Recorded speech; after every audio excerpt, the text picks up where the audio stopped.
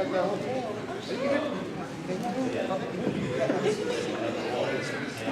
be rocking the mic.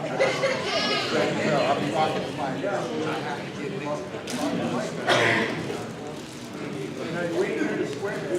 No. You didn't see the footwork. See, it's right. I'm able to deal with it right now. You can't catch me off guard like that. I'm trying to. Come on. Oh. The beat's banging. We hang. You know what I mean? I hear the beat banging. Off the record, but I know the mic's on. It's like, honestly, my homie was telling me about this convention. I'm like, okay, cool. Cool. So I was like, cool, right? And so, the years going by, he was giving me a text. Still down? I'm like, down. And so, as time gets closer, I sweat a little bit. Man, I ain't got my passport. How am I gonna package on insurance and everything? I'm thinking Ontario, Canada. I'm thinking Ontario, Canada. The whole year, I'm thinking it's Canada. I said, we were flying to and I was like, yo, Jay, this is not Ontario, Canada. It's California. I'm from Ohio, man. Dayton, Ohio. But, you know what I mean? They don't want to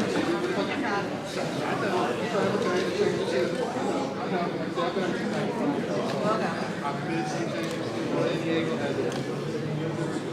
You get bored. There are times literally I'm like,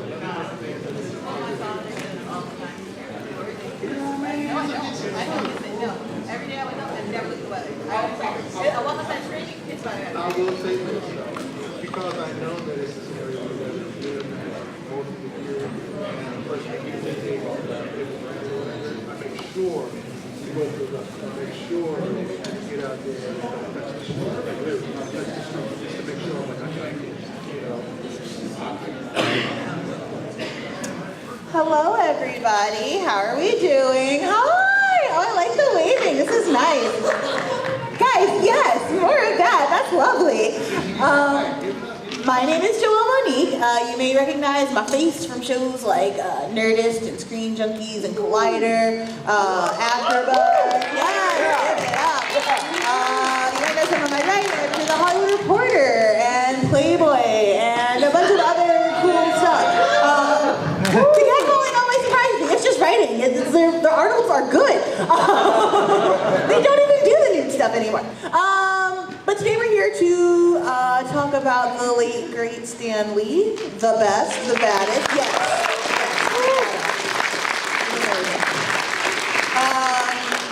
We're just waiting for a couple more panelists before we kick gear into everything. But I'm going to lay out a couple of just some ground rules. Okay? One, when we're asking questions, we're going to be respectful of people's space and time. When we ask questions, we're going to ask questions. I'll say it again. We're going to ask questions. Not going to tell long stories. Or... No. None of that. I appreciate your example. Way to lead. Way to show them how it's done. That was you?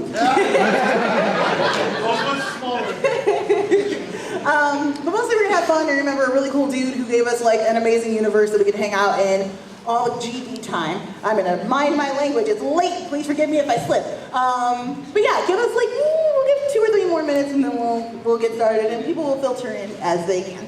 Thanks, guys. I just wanted to know if any kids up in here. There are children present, yes. Yes, watch. For the children. Yeah, we'll take for the children, man. We're here for the children, yes. I want to know, censor that, you know what I mean? So that's such a great old reference. Like, I don't know how many people get that, but Wu-Tang was on Wu-Tang is forever. Yeah. Come on now. Sure. Wu-Tang is old. I don't know. New York now. Come on now. You know. It's real. If they got it on side. You're going to be so much fun. I'm really looking forward to this. Come on. We're gonna try to keep it Stanley PG. Is how I'm gonna reference it. So, including in your questions if you can. Thanks. That was a reference from the 1997 Grammys. That's awesome. That's awesome. Dirty, let you know. Awesome. That costed me a lot of money today.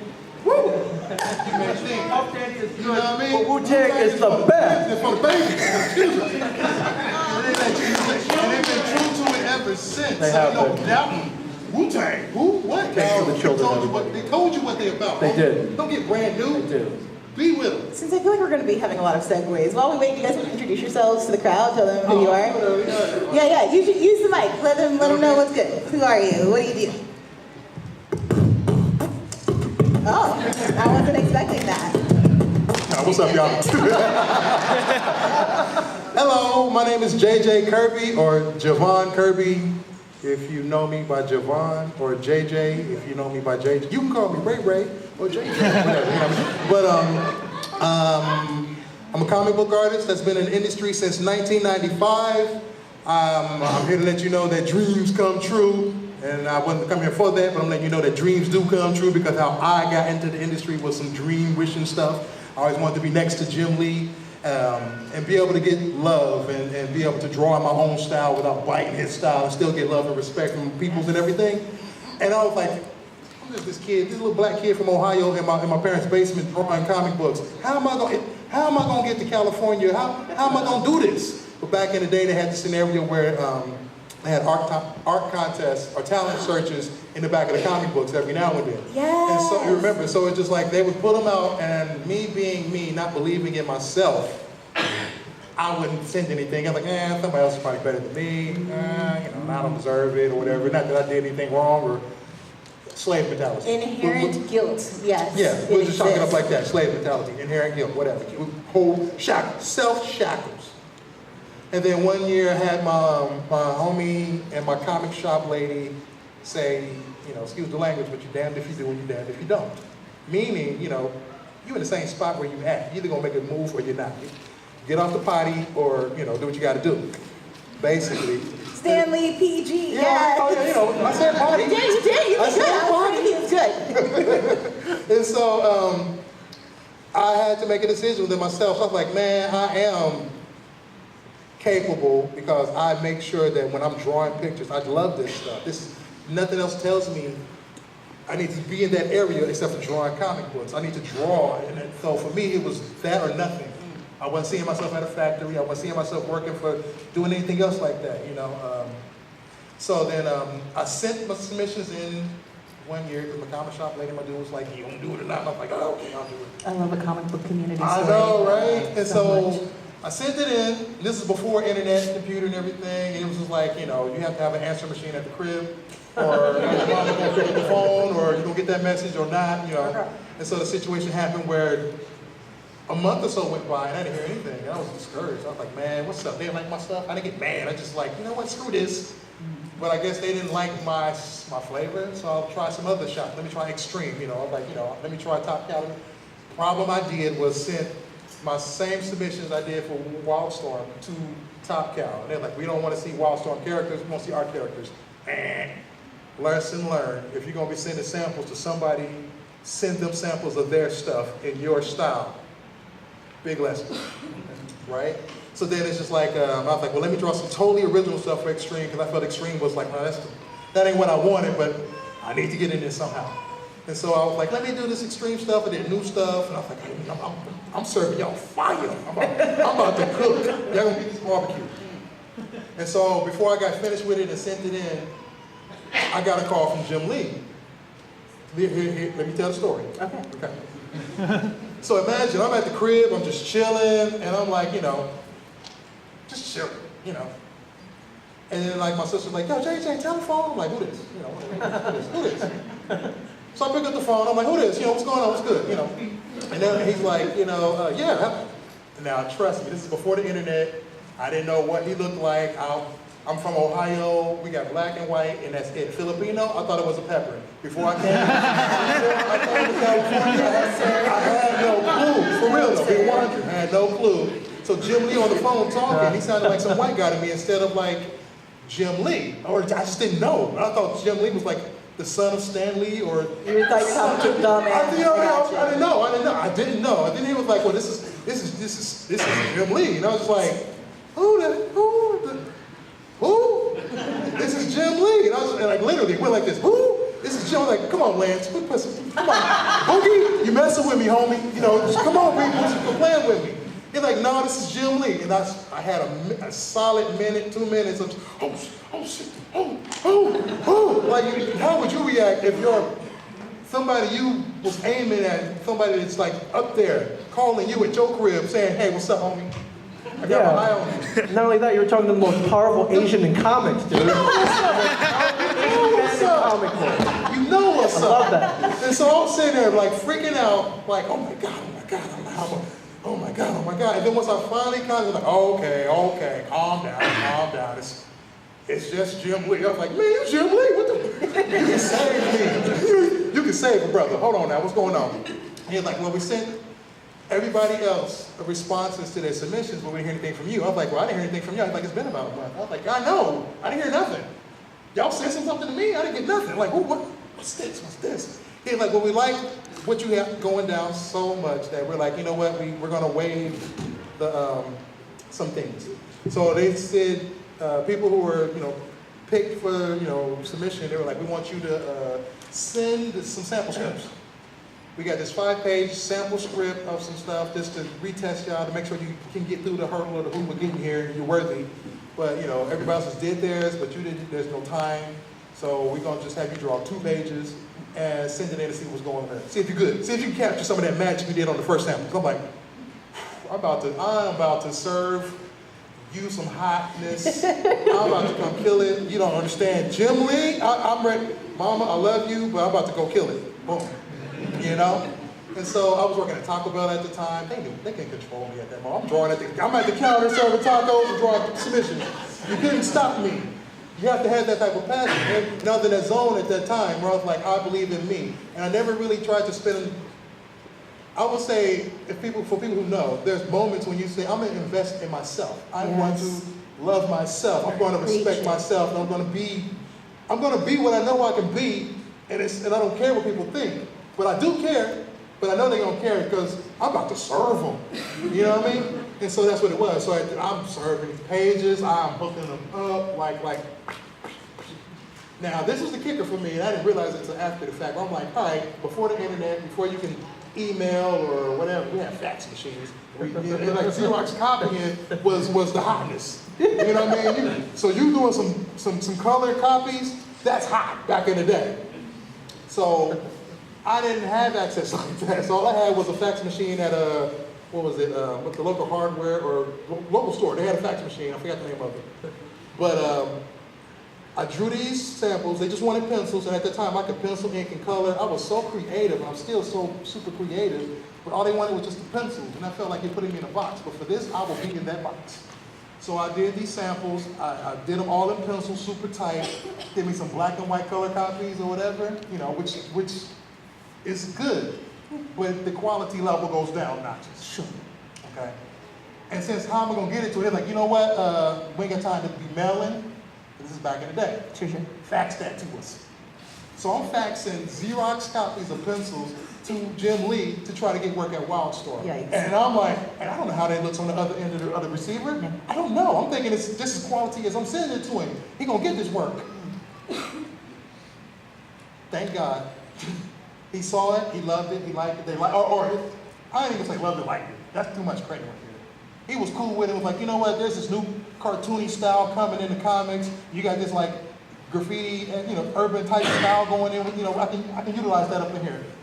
You got a spot, I can bring you here. I was like, word? I can come? I'm here? Woo! I had to shimmy, shake, I couldn't call it, it was too much for me. This is an amazing introduction story. I didn't mean to be long with it. I didn't mean to be long with it either. I just wanted out to everybody get up in here. But it's just like, but like I said, imagine, like I said, dreams come true. So for me to be able to get a ticket to Wildstorm from Jim Lee.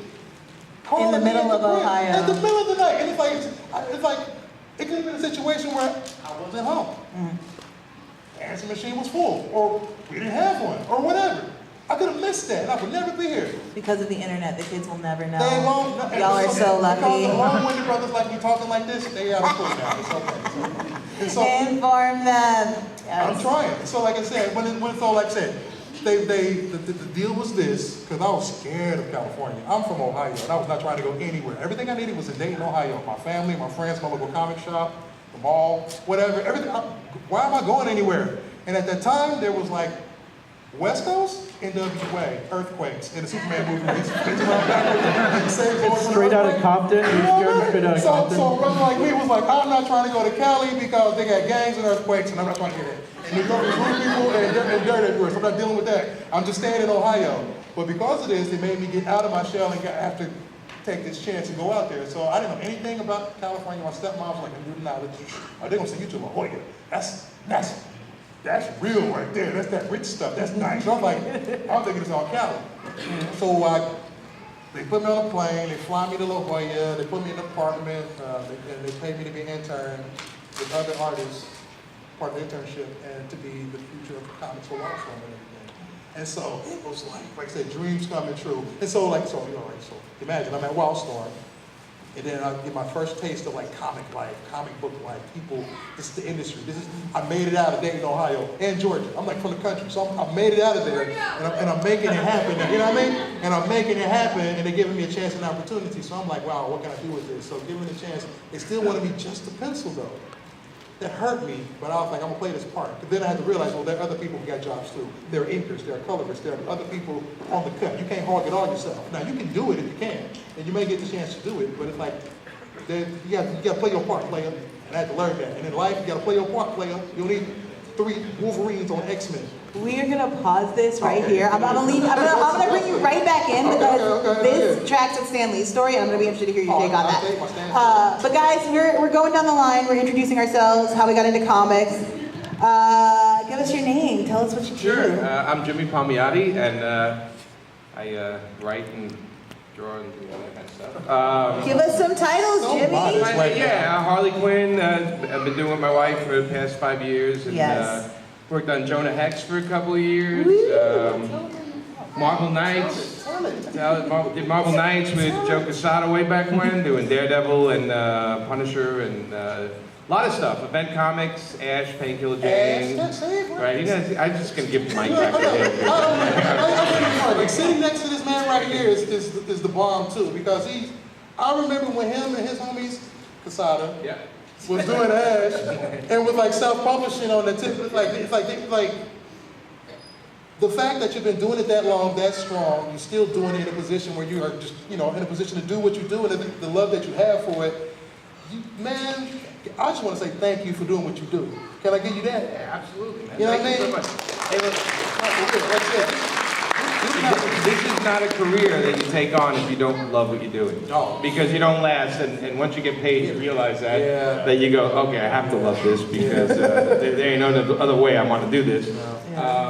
But yeah, I've been doing comics since since high school. I went to the High School of Art and Design in New York, where all the rude people are. And then I actually, when I was in 10th and 11th grade, I was doing backgrounds for other artists. I worked with Chick Stone, I worked with Dave Simons, and a bunch of guys. And I was like the kid in school that they would drag in and say, hey, can you finish this book? Because we're going to go out to eat. And they would drop me off a bunch of pages. And when I was doing that, I realized, I saw how they lived, and I said, I got to get into advertising. So I left comics, and it wasn't until I was 30 years old that I said, let me get back into comics again. And my high school buddy was Mark Texera, was drawing Punisher and Ghost Rider. Do the knowledge. 2 books a month. And he came by and he said, I really need help. Can you help me out? And I said, I'll help you draw these pages if we do it up in the Marvel offices. So I'd have a 9-to-5 job, and then at 6 o'clock I'd go up to Marvel, and I'd be there all night.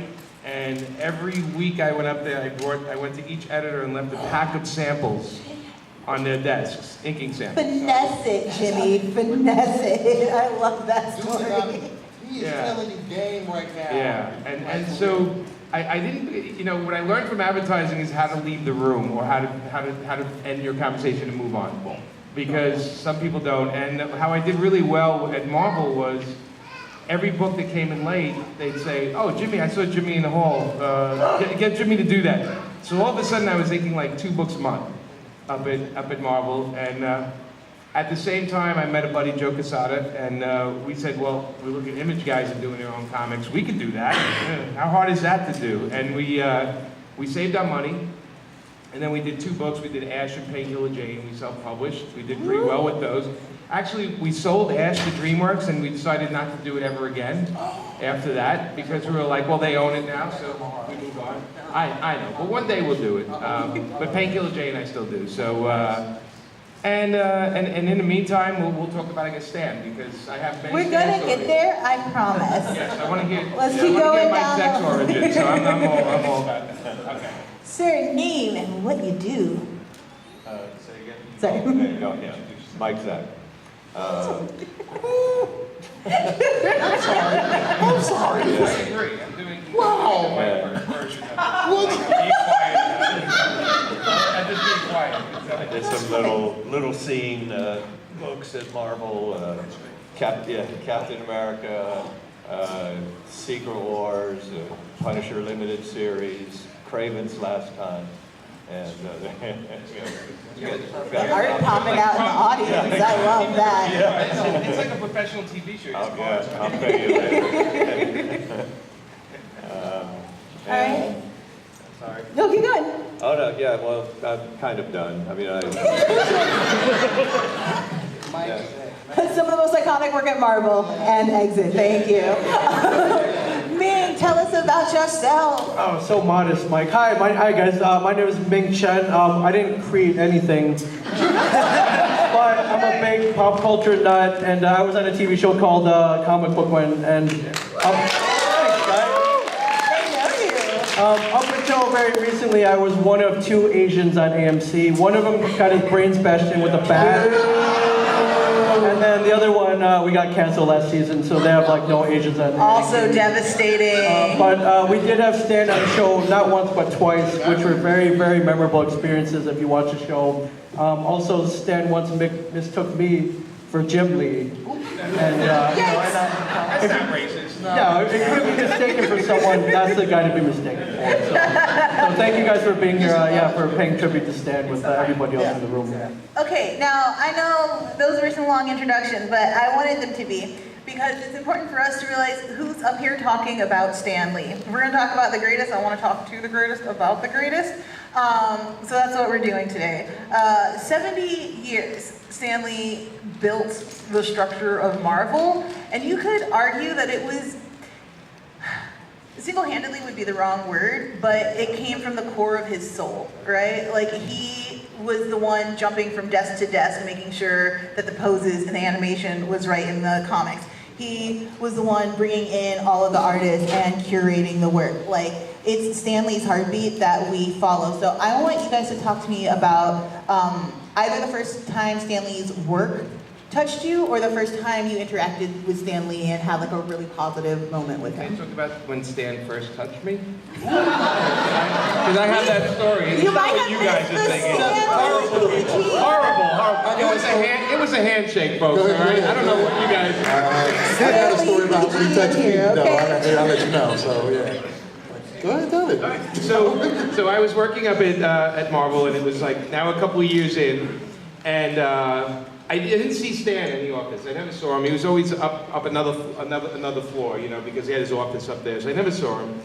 And it was like 2 years in, and I started inking a whole bunch of. I was inking a lot of books at that time. What year? It was I would say it's 1994. And so all of a sudden I'm walking this one long hallway in Marvel, and I see all the way at the other end of the hallway, it's Stan Lee.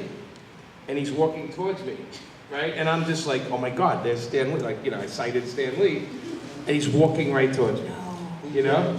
And I'm like, okay, so what do I do? Do I keep walking towards him, or do I kind of move into one of the offices and, you know, accidentally stop by and visit an editor? I'm like, I don't know what to do, because that's Stan Lee. Like, so I'm like, that's like, oh my God. And I'm like, okay, well, maybe I'll never meet him again, or I'll get fired soon, so let me actually go right up to him and introduce myself. And I walk up to him. He comes up to me, and he's looking right at me. I'm looking at him. And before I can say a word, he goes, "Hey, Jimmy Palmiotti, nice to meet you." Just like that. Just like that. And I'm like, "Oh my God." And he shakes my hand. He goes, "I really love what you're doing." And, you know, all this kind of stuff. He's ranting and raving. And I don't know what to say except thanks. And then he walks away. He walks like 10 steps away. And then he turns around and he comes back. And he goes, "I bet you're wondering how I knew it was you." And he pulled out from his shirt a picture that he cut out of Wizard magazine of him.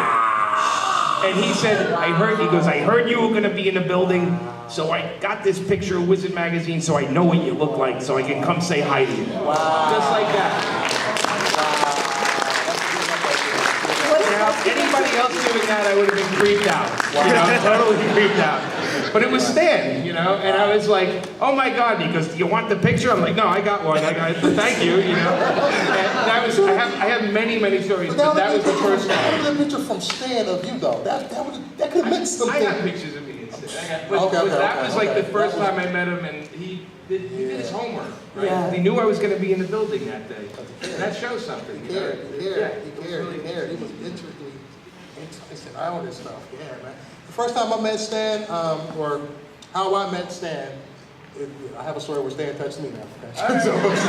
So no, what it was Comic-Con, not too long ago. I would say like maybe, I forgot how many years ago. But I have a friend who takes photos of celebrities and fans together at the conventions.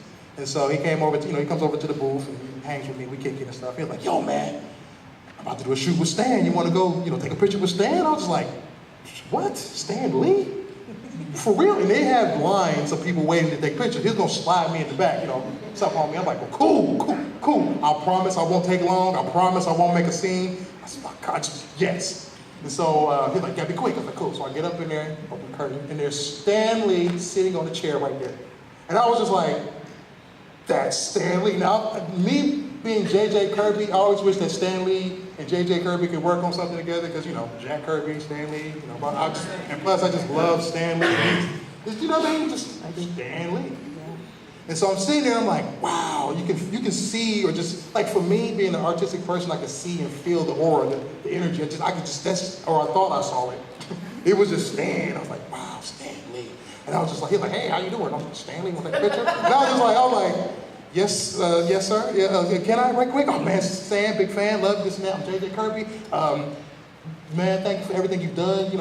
Just thank you so much. Can I take a picture with you?" He was like, "Yeah, let's get it in." And I was like, and I touched his back, and I was like, I touched Stan's back, and I was like, "This is Stan Lee's back." And I was like, I don't know what I'm expecting to feel. I don't know what. I was like, I'm touching Stan Lee.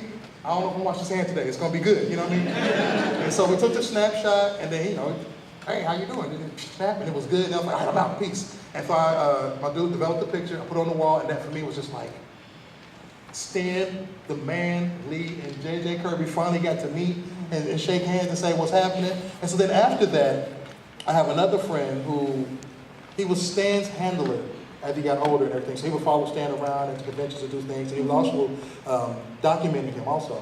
Oh, wow. So he was cameraman documenting Stan and everything. He would tell me how Stan was, when they hanging in in the hotels and he's like, "Man, Stan is always, if he can get a cat nap, brother gonna take that cat nap." That's a smart person. You know what I mean? But when he's on, he is on. For the age he is and who he is, I'm surprised he's not back flipping down the aisles and everything. They said when he's on, he's on. It's him. It's not playing a character. It's him. He is the man. He is the myth. He is what he is. And so I got the chance to be able to draw some pictures of Stan for his peoples. Because I do like Stan Lee pinups. And he was signing them and everything. Like, for real. So they were having me have to draw likenesses of Stan Lee. And I was thinking like, man, I'm working with Stan Lee. Dreams come true. What the dealio? But I will say, the weird thing that I discovered about Stan Lee was this. So as I'm trying to do research and reference and I'm going to draw a picture of Stan through the ages. Young Stan, middle-aged Stan, older Stan, whatever. He does not look the same in any of his pictures. No, he morphs. He morphs. Yeah. They lived hard back in the day. And no one harder than Stan. Stan started working at like 14. He was like pretty much running Marvel by 19 in the middle of World War II. Stan Lee always had his nose in the grindstone, make stuff happen. Mike, can you talk to us about the first time you met Stan Lee? Yeah, well, I'll tell you first that I go back even pre-Marvel superheroes in my fan days, so when Marvel came along, it meant everything to me. I mean, Stan and Marvel finally made it hip for people to read comic books at high school level, at college level, and beyond. That was important to me because I was getting to those ages at the time. You're talking about 60s era when Stan had the radio hour and stuff? I don't remember when he had the radio hour. I was just enjoying the heck out of his comics and being totally influenced by him. I was, you know, his greatest fan, I'm sure. It came to be, by 1975, I was starting to work in comics. But at that time I was in a smaller company called Charlton Comics, doing like 8-page horror stories and things like that. So then I was invited to the 1975 Miami Beach Comic Convention, and also invited was Stan Lee, Jack Kirby, and Neil Adams. So, so I was going to meet all of these comics gods to me down there, and all these guys were very nice to me, but Stan was the nicest by far. He came up and I had like an 8-page story out on my table, and he just started gushing about it, the storytelling, the black and white balance, you know, that it had in it, and I'm like thinking, wow, you know, this is he's so nice, you know, he's that guy from Stan's soapbox, you know, that I would always read. You know, I didn't really believe it. You know, just thought he was being like super nice to me. And then he shocked me. He actually got on the phone and called Marvel and told the current editor-in-chief, look, I found this guy. He needs to work for Marvel. You know, this guy's good. He needs to work for Marvel. And you know, I couldn't believe it. You know, he's like, that's when he became Marvel's greatest superhero. You know, to me personally. You know, for actually doing it. Couldn't, you know, he totally meant it. Wow. But here's the bad news, the editor-in-chief didn't care for my stuff. So still, yeah, I do remember. That's all right. I mean, I don't blame him. And here's the difference. It was Marv Wolfman in his 5 minutes in the chair, but it just showed. I mean, you know, you knew from Stan's history anyway that he knew how to pick talent. You know, another one of his greatest powers. But you know, I understood. You know, Stan. My stuff was still raw, I think, but Stan had the ability to see it 2 years down the road. Marv didn't have that ability, I think. You know, nothing against Marv. You know, I had to wait for Archie Goodwin to take the seat, and he started giving me work. Yeah. So that was 1975, and then and again, you know, like, Stan was, you know, total god to me. So years later, working at Marvel, some guy who ran a educational books place, he had his own character called Solar Man, and I don't know how he ever did it, but he not only talked Marvel to publishing it, but he had his own ideas. He said it's got to be written by Stan, and it's got to be drawn by Mike Zeck. That's how he came in that way. How did he make it happen? I don't know, but I'm kind of glad he did, because it gave me a chance then to actually do a project with Stan. And that started out with, there were dinners, but that the publisher guy, he was involved. There were other people always, you know, so it wasn't me and Stan necessarily at those things, although I was happy to be in his presence. But there did come the time when he was, you know, even then he was West Coast. He wasn't really East Coast. He was in California. But he was over there. He was in a hotel, and we were to meet in his hotel room. and go over the plot and things like that. So, so I was going to be one-on-one with Stan, which was great, and we went in, we discussed it, the usual things, but you know, Stan's up on a pillar, for me, and I was happy to be there, but when we were kind of done, I figured, well, I better make my excuses. Stan doesn't want me hanging around in his hotel room, so, and I told him, all right, I need to go out, and I'm going to spend some of the day, gathering some reference and things like that. Kind of made my excuses to leave, and Stan says, well, you need some company. He's trying to kick it with you. And it hit me like a ton of bricks, that I've got Stan up here, but he was just a guy, over in New York in a hotel room, and why would he want to be alone? Just sitting in a hotel room doing nothing, and it's just like, what a dope, for not realizing it or something.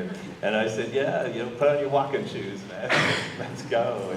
And so that was the one day in my life that Stan and I were equals. We were a couple of freelancers going around New York, and from that time I met him in '75. I know he didn't BS me, and he seemed very interested, and I think he was. We were going in like a Japanese bookstore where there were a couple magazines that I get for gun reference, for Punisher and stuff. And he was very, very interested in, what lengths I went, to gather, like real good gun reference and things like that. So we just had a great time going from like reference store to reference store and things like that. So that was like the one day that, Stan and I were sort of on an equal level. We were just a couple of freelancers walking around New York, and of course, a day later, he was way back up on the pedestal. And then, jump from '75 to 2015, 40 years later, then Stan's doing the conventions, I'm back in conventions. And so I got to see him again after all this time, and had mixed feelings, and got to talk to him one of those times a little bit, but it was complaints about his eyesight, complaints about his hearing, he can't drive anymore. The usual 90-year-old man story.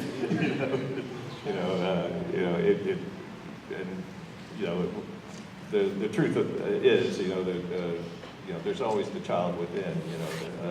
We're all young people in aging bodies. So, I felt kind of bad for him at that point. I also felt kind of bad that he was out there kind of working hard, on these things.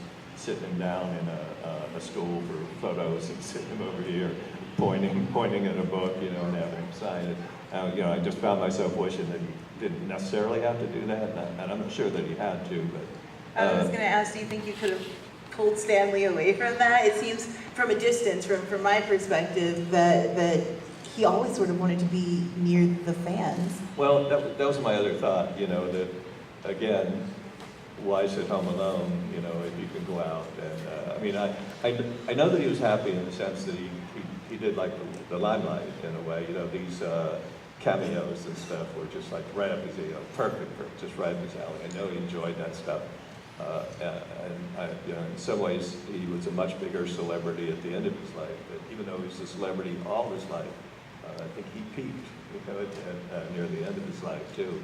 So that's my 40 years of Stan in 3 parts, and I'm so glad I had those times too. Absolutely, Stanley, always a rising star.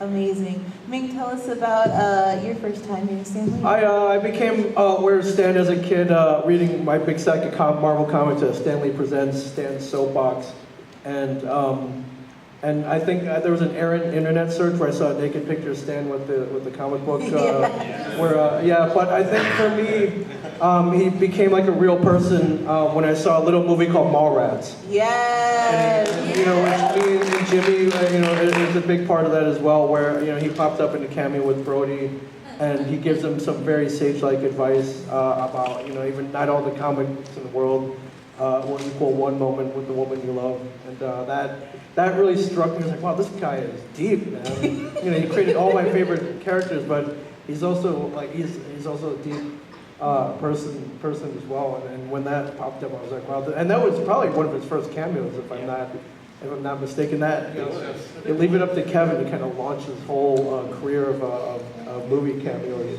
Yeah, and then for one of his last to be in Captain Marvel holding the script for Mallrats. Yeah, which it came full circle. Amazing. Full circle. Yeah. Yeah, which I thought was really amazing. But in 2012, our second season of Comic Book Men, they're like, hey, his dad's going to come in for a charity photo shoot, and we're going to include him on the TV show. And I'm like, what?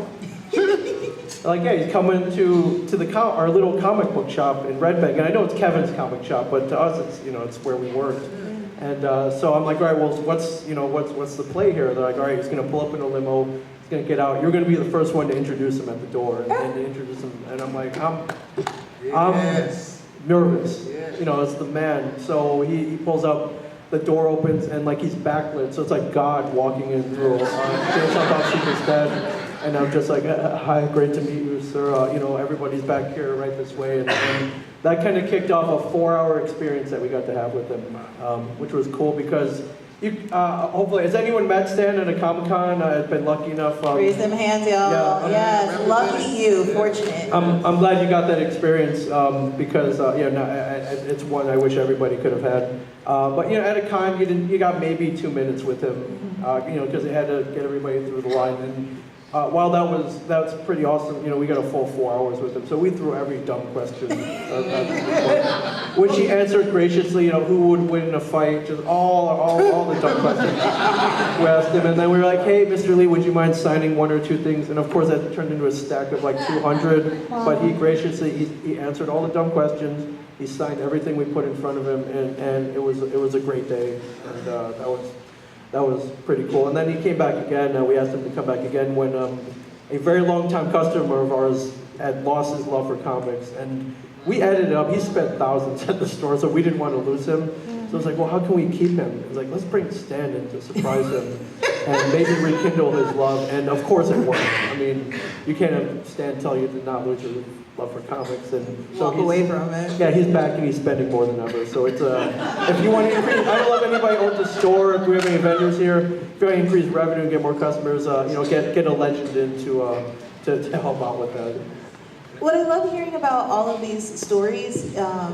We've met Stan Lee as a comic book shop worker, as an aspiring artist, as somebody who's been working in comics, as somebody who's just at a convention, and all of this, it sounds to me like Lee treated everybody in exactly the same manner. He came as himself and met people as they were. And I think to Mike's point about being like, gosh, I'm in a room with a legend and I should excuse myself, I think that most legends would have just allowed you to. Would have been like, and great, now I can relax and be myself. But Stan never had to step out of that. He just always came as he was, and I think that's kind of what all of us as fans have clinged to, have connected to. It's why we love seeing him in the Marvel movies, because it's just dorky Stan who has stars in his eyes and wants to bring the thing he loves to all of us. So Mike, as the person who has worked kind of closely with Stan, what's it like to take notes from Stan Lee? What's it like to get notes, to talk about and tweak things with him? Yeah, like you guys are working on a comic together, and I listened to a lot of other artists talk about what it was like, especially in the earlier days, Stan being very animated, very dictatorial about how he wanted each frame to look, or panel, excuse me. So I want to hear from you. What was it like? I don't think he was ever necessarily that, because another thing I give to Stan is he did it out of necessity, but he invented the plot method. Because he had so many things to write, and he surrounded himself with very, very competent artists, so he could do that.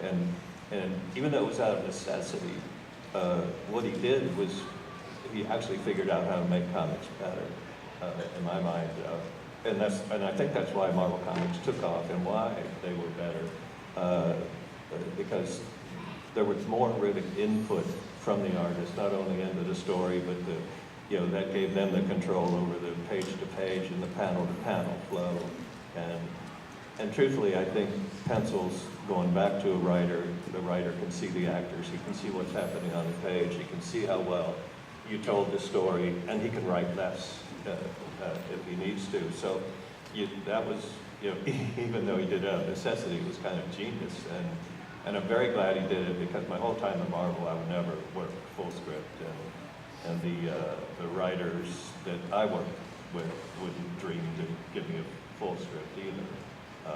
But here's the sad thing, is that now there is no more Marvel method at Marvel, from my understanding. They still do. So once in a while, they'll say you can hand it in Marvel style, but it has to have like supreme confidence in the artist. Okay? Yeah. So it has to be, so actually, because I've had it where, they said it depending, so okay, so you had Stan back then. Yeah. You had guys like Archie Goodwin who could see talent from a mile away, sniper. He would see it. But a lot of the artists now, you really do need full script because they need direction. And Stan noticed that would find these artists that didn't need it so much, and then he actually got the extra thing. So there's certain artists in this business that you give them the job and then they add something to it. And then there's others that just follow it down to the word. And so what happened was we called it, it was Marvel House Style. It was, I drew an issue of Namor. It was a paragraph I got from the writer. Yeah. It's like, this is what happens, this, that. It was one of my first books I drew. So it was the most intimidating thing, because I'm like, okay, but in this scene, is Namor upset? Or is he happy to hear this news? Or I need some direction here, And so it was a different house style. Marvel house style, and DC was full script all the time. Right. But it really came down to the artist, and Stan was great at, like he pulled Zeck right out of the show and said, yeah, this is a guy that knows what he's doing, let him go crazy. And with Stan and with Steve Ditko, and look at the artists they had back then, you can do that because they would bring something extra to the page, but not everybody can. Honestly, I think it's a lost art in a way, and that's why full script is the key. I want to say one other quick story. I went to a party. I'm not going to say where or who, whatever. I went to a party, and I went up the stairs, and it was like a Hollywood party, and it was like really rocking, all celebrities and everything. And I turned the staircase, and Stan Lee is on this like white couch with Lucy Lawless hanging out with a drink. I swear to God. And I'm like, that's my hero over there. I'm like, that's the man. There goes my hero. I have to mention that. I have to mention that because the celebrities love Stan. Oh yeah. Like it was the craziest. Like celebrities would come out of the woodwork. I don't care what was going on at that party, who was there, Denzel, it doesn't matter any of that. Stan Lee came in, everybody said, oh, that's Stan Lee. Oh, I gotta go talk to that guy. Creator of Spider-Man. Oh, Wesley Snipes, and went boom, right to Stan. Those guys, Stan was their hero. That's what happens when you create people's childhoods. Yes, How they connect to it. So on that note then, I'm going to ask one more question, then I'll turn it over to you for Q&A. Remember, we're asking questions. Cool? We will ask a question in a second, but first I want to know, which Stan Lee character has had the most impact on either your work or your life? What are you talking about when you say character, not what he... Like one of Stan's creations that Yes. inspired you the most? And, One that he created? Yeah. Oh, well, probably Spider-Man. Yeah, we're all here. What specifically about Peter Parker speaks to you? Well, what everyone talks about, he suddenly brought human beings, into comics that had weaknesses as well as strengths. I mean, the whole, you never got that kind of soap opera aspect of these heroes before, and I always talk about the early days and the later days. I mean, things, people got married, people died, people had problems, but I remember it took about 1 year for Aunt May to keep talking about this girl she wanted to fix Peter Parker up with, but Mary Jane didn't show up for like a year, later, when everybody was trying to copy what Stanley was doing, some of this stuff was happening in the course of an issue, what would take years before. It was all happening too fast. But yeah, I mean, at that time in his creations, Spider-Man was my favorite, I'm sure. I mean, and I was actually 12 in 1961 when Fantastic Four came up, so I was like the perfect fan year, 12-year-old. And then, and I would say I was born at the right time, because what a time to, be that perfect, solid fan age, and then have Marvel show up, Spider-Man and all these characters. It was just crazy, and it also gave me the opportunity to kind of be there and watch all the fandom evolve from, really from Marvel Comics, like the fanzines and the early days of the comic conventions, and that was a great thing to be around, watch that grow. Very cool. Main favorite character? I'm with you. I gotta go with Spider-Man. I relate so much to Peter Parker as kind of the invisible, beat-down high school kid who, I wasn't the cool kid, who suddenly, I was like, well, I'm trying to get bitten by spiders and it's not doing anything. And he becomes this hero, but he's still a wisecracker, and he's still himself, even when he's fighting crime, and he's got this overbearing boss. He's not making any money, but yet he's got this drive that, with great power comes great responsibility. He's still responsible to save people. I really related to that, and it really touched me and set me off on this huge comic fandom for sure. It's hard to beat the spider. Jimmy?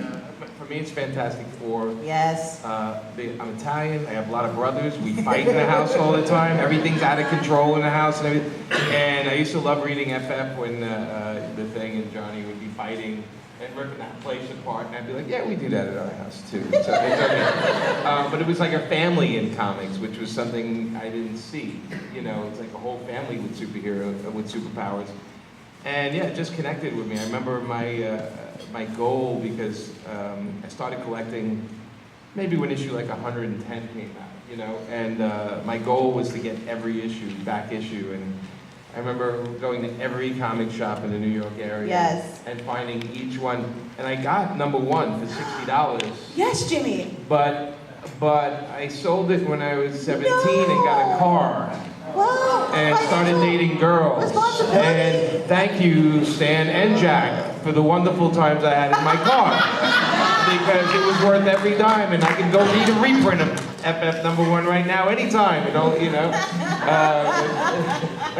There's a time for comics, and then all of a sudden, girls. We never stop with the comics, ever. Then I go back to the comics. The Thing was my favorite Stan Lee creation, because he's the first superhero I read who was uncomfortable in his skin. And I identified so wholeheartedly with that experience of just constantly feeling othered and constantly, you can't hide who you are. I think he's beautiful. He's amazing. JJ, favorite Stan Lee comic book character?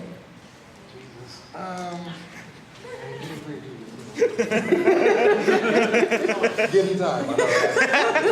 Right. Right, you need to do it, right? I don't really have a favorite Stan Lee character that he created. There were things that for me, about this scenario or whatever, is that like doing the knowledge, finding out who he was and how he got down. I thought it was Stan Lee and Jack Kirby, and I was like, all right, for me, that's the collab. And so to be able to find somebody you can play your part with and just make amazing things, create universes and share universes and make characters, the ability to do that I loved that.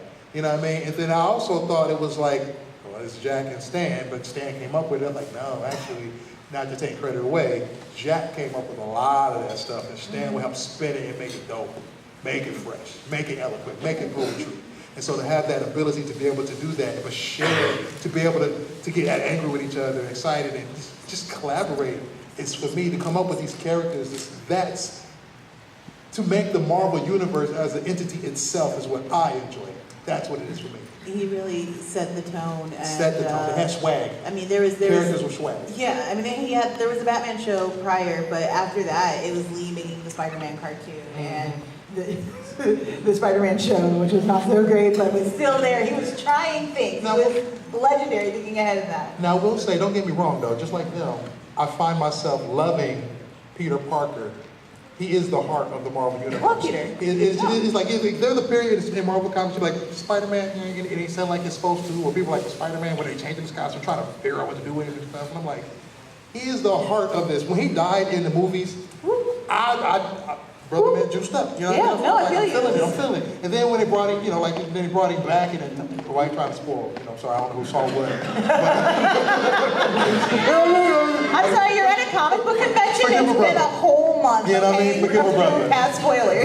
But like, you know what I mean? I know, but like I say, it's just that for Peter to be able to create a character that can make you choose him, Yeah. be down with him, understand his plight. It's like not everybody can create characters like that. Create characters that you see yourself in. Yes. Stan could do that at the drop of a dime and so easily. He had the formula, he had the magic science and knew what was up and was just like, I love doing this. This is what I do, and you can get some too. And it's just like, thank you. He was the man. With that, we've got time for maybe 2 questions. Oh, sorry. So. No, we gotta wrap it up. I'm so sorry, guys. We're getting the high signal. We gotta wrap it up. I'm so sorry. No, they're telling me no. We gotta clear out. But thank you guys so much for joining us on this journey of Stan Lee, remembrance, loving him. Thank y'all so much.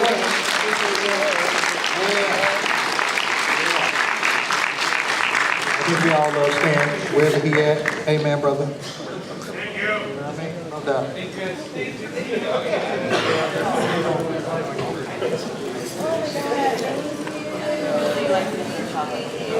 I also